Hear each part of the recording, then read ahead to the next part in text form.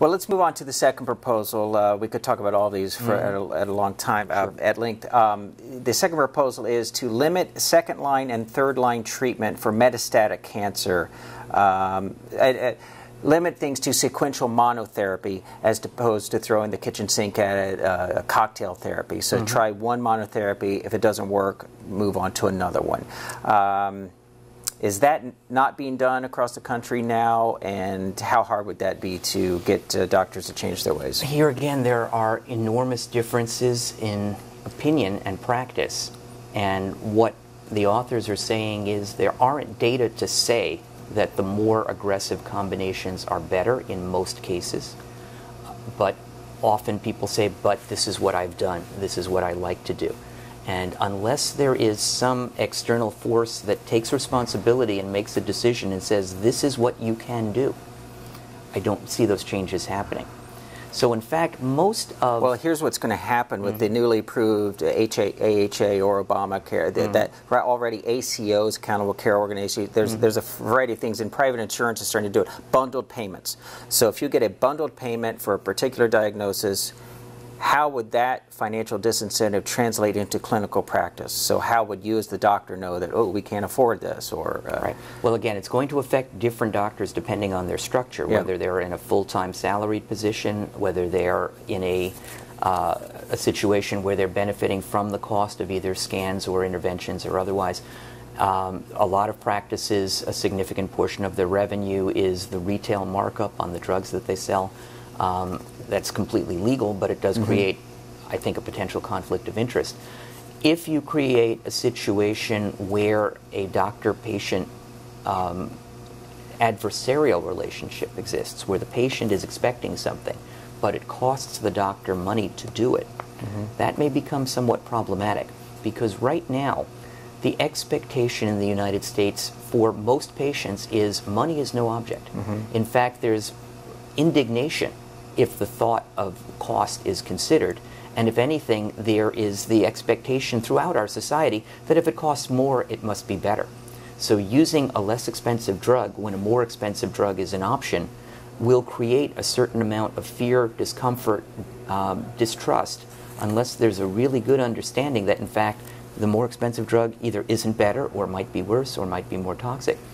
We then get into very complicated situations. Suppose that one drug is really just as good but maybe has a slightly different side effect profile, but it costs 100 times more.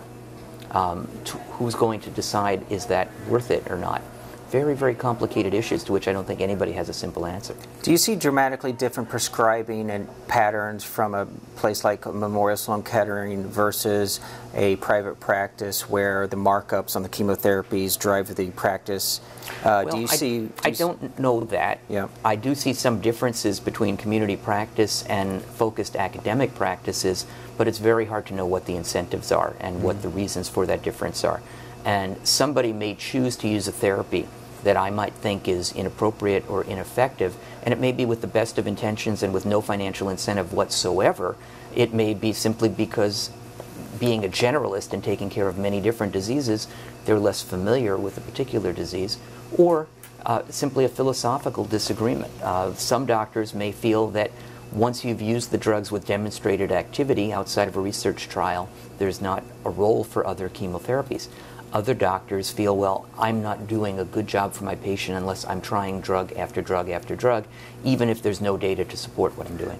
So clinically, when you're interacting with patients, if you tell them there's no evidence to support using 3 drugs at once, let's just try this one, and also, oh, by the way, you might get more toxicity side effects if we do all of these.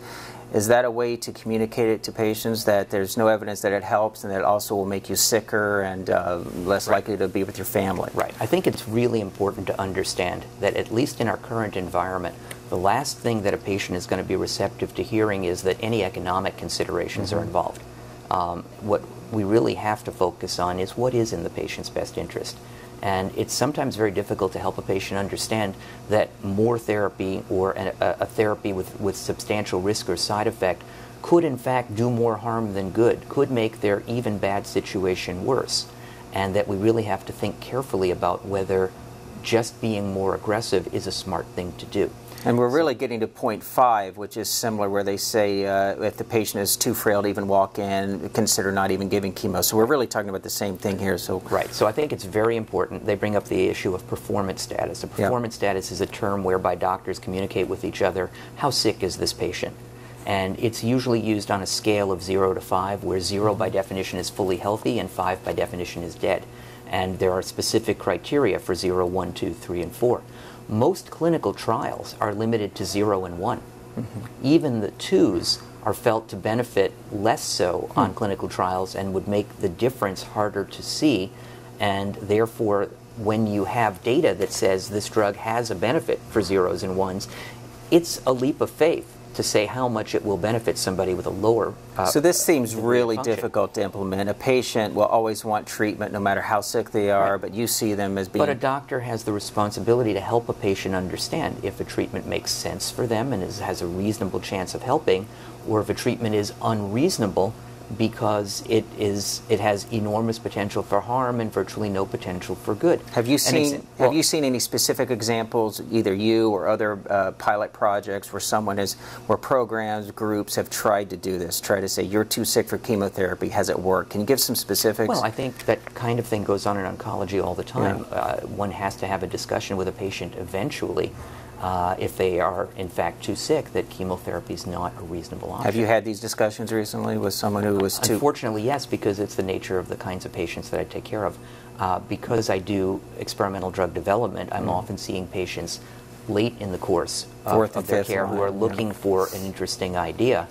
And all of our clinical trials are limited by their entry criteria, which is legally something that we can't vary, to good performance status patients, usually 0 and 1. So if somebody has a worse performance status, I can't legally offer them that clinical trial.